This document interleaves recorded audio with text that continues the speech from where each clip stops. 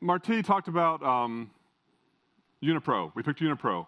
UniPro defines the transport layer all the way down to the physical layer, but it doesn't talk about the application layer. There's some specifications today, like CSI3 and DSI, or UFS, that talk about how to talk from the processor to the device over UniPro. But these are point-to-point static communications, not dynamic, not discoverable. They're hard-coded ways to talk. We needed something dynamic. These modules are disappearing as the phone is powered up. They're being added, being removed, being changed where they are, being configured in different ways. So we need to make something dynamic. So we created a whole application layer on top of UniPro that covers that. We're working with the CSI and UFS people. We want to incorporate, there's just some tiny tweaks both in our spec and theirs in order to get them to play together. We want to play together. We don't want to duplicate existing specifications. So we call this specification Greybus. So let's talk about this. So every device in the system needs to describe itself. We want things to be self-describable so that they're discoverable. You don't want to have things hard-coded, nothing static when you make the phone itself, like a lot of buses. So Greybus provides a way devices can be discovered and what they are, what they provide. It also provides basic functionality like how to control the networking, how to route devices, what device wants to talk to what, how much throughput, what speed you want to do. And of course, there's the basic fundamental issues of how to talk to the devices. And these are class protocols. We need to define a bunch of class protocols. Like right now, there's just two, UFS for storage, CSI for cameras. We need to define every type of device out there. So we've done that. At the very beginning, device descriptions. Every device has to describe itself. So a manifest, every device has this big table in the beginning. We have tools to create these tables for you. These describe things like vendor, product ID, serial number, bundles. I'll talk about bundles later, about how devices talk to the processors.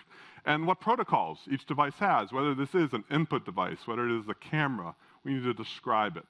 That's what the device descriptor contains. So let's talk about modules, interface, C ports, and bundles. This is how the kernel views the system, the Linux kernel. Modules. Modules is a physical thing. You know them. You can see them. They're physically sliding in and out. That's a physical device. The kernel doesn't see that. We have something called interfaces. Interfaces, you can see, that's a physical interface connection on the module. That's an electrical connection or inductive connection. This is how the kernel can talk to the device. Electrically, we can talk to this. Modules can have more than one. They can have 1, 2, I think on the front panel, you can have 4 interfaces, depending on how fast you want to go, how many connections. Interfaces is how the kernel talks to a module.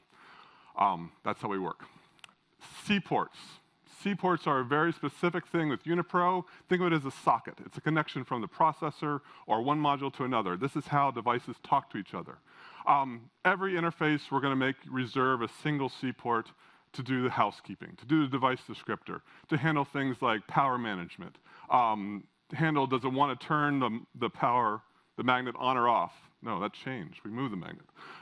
Things like that, but all housekeeping stuff, C ports. But C ports are also used to talk to the interface itself in logical ways, and we call those bundles. So a bundle is what the Linux kernel will bind a driver to. A bundle is a functional thing, such as Wi-Fi. A Wi-Fi bundle has to do multiple types of things. It has to do transmit, receive, control, and a few other things. That might be 4 different C ports. A battery bundle, it only does one thing. So one C port, very simple. Send data, receive data, charge, not. So that's another thing. A bundle has one or many C ports. Again, that's what a kernel driver will bind to. So modules, interface, C ports, bundles. So UniPro is a very reliable data transmit. You send data and you know it gets there. It does or it fails. You will know the failure happens. That's great, but what you really want to do is you want to know if your message did something. So we had to create something on top of the UniPro specification, and we call these operations. Operations are like an RPC, a remote procedure call. You're saying, go do something and give me data back, or go do something and everything was good. So it's like a request and response. So every command in the system is a request response. Very fast way to turn things around, very simple, yet you can make very complex things on top of that. So some examples of this is like give me the version, and it returns a major and minor number. Very request, response comes back. A very simple request would be like turn the vibrator motor on to make there's a vibration going on for these number of milliseconds. Request, the response was yes or no. That's it, very simple response back. And you can build on these. If you look in the specifications, in the MDK we have a full Greybus protocol specification that describes a number of these for different interfaces and how things are go. It's a way to build up complex things out of very simple building blocks. So, protocol classes. We've learned from the past, like USB, PCI, it's really, really good idea to have generic common classes. A common class is something like input, HID devices. You can buy any USB keyboard, plug it into your machine, and you don't need a new kernel driver. Because the operating system already has it, the device speaks a defined protocol. Anybody can implement hardware to that protocol, so it's an open protocol. And we want to do that again with Greybus, with Project Ara. So we defined a number of protocol classes to make up for spaces in the mobile phone area where there is no protocol class. So right now, we've implemented some basic, simple ones to see the proof of concept. These work. So we have things like battery, vibrator, and NFC, the way you talk. Very simple protocols. They work well, implemented today. We're working on, in the future, or right now, actually, audio, a very complex standard, right? Audio, lots of different ways to do things. That's going to be a big proof of concept of how these protocol specifications can work. HID, our input, we're going to borrow the HID specification from USB. Very common standard, very open, everybody knows it, works well. Sensors, we're going to make a specification as well. Camera, we're probably going to work with CSI3.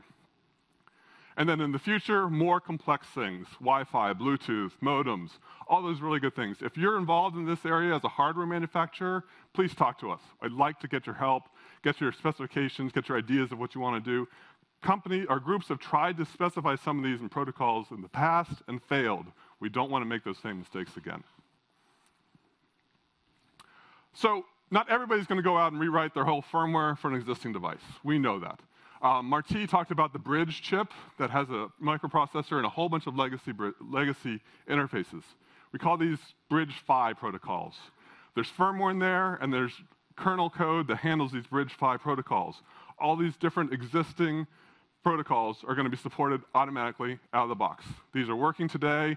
USB is a huge one, SPI, SDIO, all these devices that you have chips today that talk these interfaces, that's what we're going to support as well. It's a good bridge way to handle existing hardware today in an Ara phone in a very simple way. Tunneled protocols. There's a number of protocols that the Linux kernel and the system and the Android Ara system don't even care about. They never see. And that's a really good thing because they just tunnel through from the device to another device. CSI, DSI, they just go for the camera, goes from the camera to the display, the kernel never gets in the way. It'll set up some routing for it and back off and everything happens automatically. Good thing. So the kernel code is done. It's not there. Nice. So all our kernel code, open, source, github.com, Project Ara, Greybus. Send me pull requests, send patches, email. You can follow the progress of what we're doing. It's all there. All's good. All GPL2. We'll merge it into the mainline kernel when it gets stable enough. It's all there. So let's talk about how the kernel implementation is structured. We have a core. Greybus core handles all the supervisory control, module manifest, sysfs, device model, driver model integration, all the good common functionality that you need. That's there today. We have different host controllers today. We have 3 of them already. The AP bridge, and it actually tunnels out to USB, which tunnels to UniPro. That's there today. We have 2 of those, and we have a native UniPro, so we have 3 now already. These are small drivers, about 5K code, very tiny amount code. We want a unified host controller specification someday. A number of companies are talking to us. If you're interested in this, please talk to me, talk to anybody else. We want to get together and find a normal standard. All other buses have a standard protocol for a host controller interface. We'd like to have one as well. The kernel code, then the class drivers we have, camera, battery, sensors, these then integrate into existing kernel interfaces like power for video for Linux, power subsystems, and then Android, which will be talked about next, sits on top of that. So there's no special interfaces to user space or to Android that's needed. These just, the kernel core will talk out to the existing interfaces. And then also with the bridge PHY devices, I2C, USB, that talk to the USB subsystem, I2C subsystem, which talks to common user space interfaces, or kernel drivers that are existing today. USB is a perfect example of that. Talk out to the type of the device out there, all there. Finally, about those bridge PHY devices. A lot of people have legacy devices today. They want to put their hardware into an Ara module, use the bridge chip, no firmware changes needed, no kernel changes are needed, no drivers are needed.